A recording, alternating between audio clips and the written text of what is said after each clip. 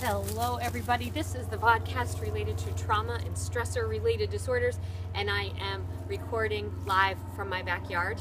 As you can see, I have a little Peanut here with me today, and Peanut has been busy in the leaves. So before we get into the specifics of childhood maltreatment and trauma and stressor related disorders, I just want to set the stage a bit, talking about the developmental tasks and challenges related to stress and coping. Should I pause for the airplane going overhead? Okay, it's gone, sort of.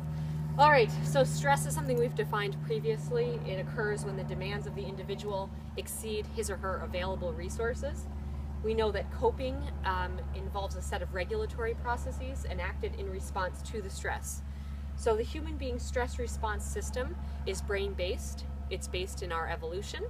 It involves numerous parts of the brain, in particular the amygdala, the hippocampus, the frontal cortex, the HPA axis.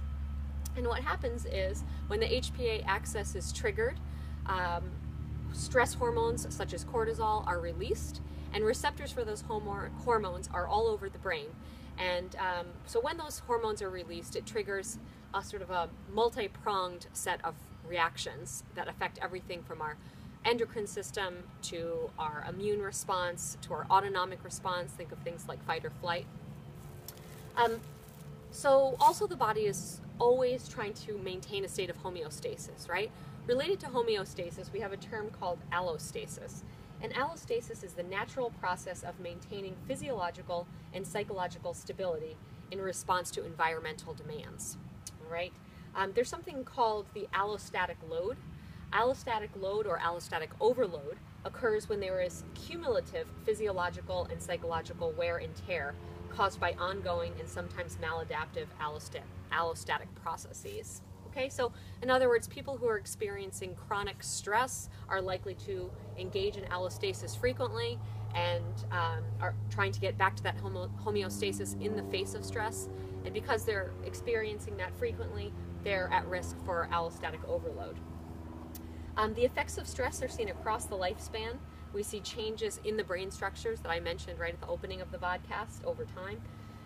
But there are also individual differences, not surprisingly, in stress reactivity and regulation. And some of those individual differences are accounted for by things like attachment, temperament, poverty, and other environmental aspects. Having a highly reactive personality or temperament, for example, might indicate that you are more reactive to stress. All right, Peanut, I'm going to put you down here, girl.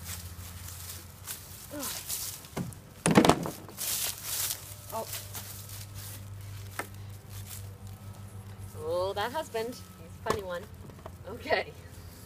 All right, stress and coping. So this girl here is asking us what are some common coping strategies that human beings use, and including kids and adolescents. So the ones that are in red tend to be the most common, the ones that have the red star next to them. Okay, so problem solving, right? So you can imagine planning or strategizing how to deal with the stress or the trauma that's going on. Information seeking, right? Imagine asking other people, reading a lot, observing. That's a way to cope. Helplessness, feeling cognitively exhausted, being in a state of confusion. There would be an example of something more maladaptive. So this list includes both adaptive and maladaptive coping strategies. Number 4, escape. So this would be things like denial, avoidant behaviors, magical thinking, wishful thinking. Number 5 is self-reliance. So engaging in emotional and behavioral regulation for yourself. Support seeking. So finding contact and comfort in other people. Delegation includes things like whining or engaging in self-pity.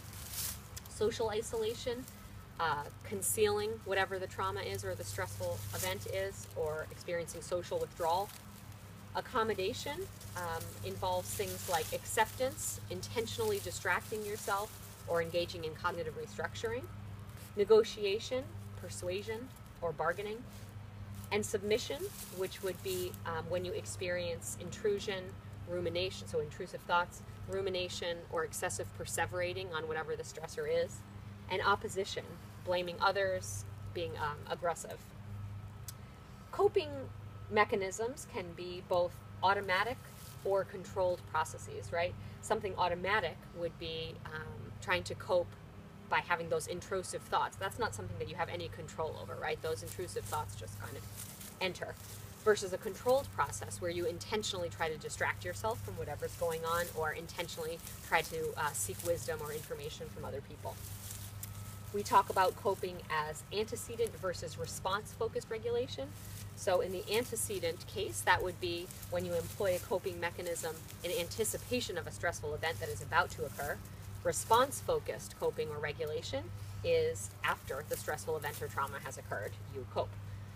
Some individual differences in coping, just as there are individual differences in the stress response, related again to temperament, brain development, self-concept, parental support, and also parental modeling of positive or adaptive coping strategies, and also just the quality of the relationships that you have. Okie dokie. So now we are going to get a little more in-depth talking about maltreatment. Maltreatment in the shorthand has been described as a failure of the expectable environment, right? Especially if we're talking to children. Children have the right to expect a particular type of environment in their home from their caregivers. So we see child maltreatment as a violation of child rights and a failure of the expectable environment. They don't get the environment that we expect for them to have. Maltreatment's not a diagnosis, right? It's not a childhood disorder. You're not going to look in the DSM-5 and see a section where you would diagnose someone with maltreatment. It's a violation of children's rights that happens from adults. So here's a longer definition that's been used in some legislation. Maltreatment is any act or failure to act on the part of a parent or caretaker which results in death, serious physical or emotional harm, sexual abuse or exploitation, or an act or failure to act which presents imminent risk of harm. In the news recently, there was a horrific case in Pennsylvania of a very young boy who was tortured and physically abused by his own mother and by the mother's boyfriend, which resulted in his death. He was tied to a chair and beat. He was hung upside down by his feet and beaten. His head was thrown into a wall. It was one of the most severe cases of childhood abuse on record in the United States. Different categories of child maltreatment. Physical abuse, such as in the case that I just described. This is when there is physical injury or physical harm that results from things like biting, kicking, punching, beating. Sexual abuse, sexual contact between an adult and a minor. Neglect, failure to provide a minimum standard of care that children and adolescents rely on. Emotional abuse, disregard of basic emotional needs. So this could involve criticism, put downs, name calling, for example, telling people that they're not good enough, that nobody values them. And exploitation, this would involve things like child labor, child prostitution. So in this pie graph here, this is showing sort of the distribution of these different types of childhood maltreatment. So you can see overwhelmingly, the most common form of child maltreatment is neglect. 78.3% of children who experience maltreatment are experiencing neglect. Poverty, substance abuse, and parental indifference are three predictors of neglect specifically. The next most common would be physical abuse at 10.8%. Sexual abuse, 7.6%. Emotional abuse, also 7.6%.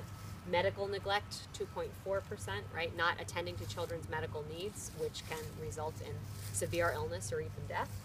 And then other forms of maltreatment, which can include things like congenital drug addiction, being born addicted to drugs, or abandonment could also be included in here.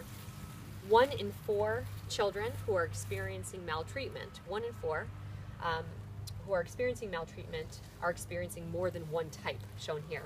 Another thing to point out is this adds up to more than 100% because children can show up in multiple categories, right? So if you're experiencing neglect and sexual abuse, then that would account for kind of double coding and having this not add up to simply 100%.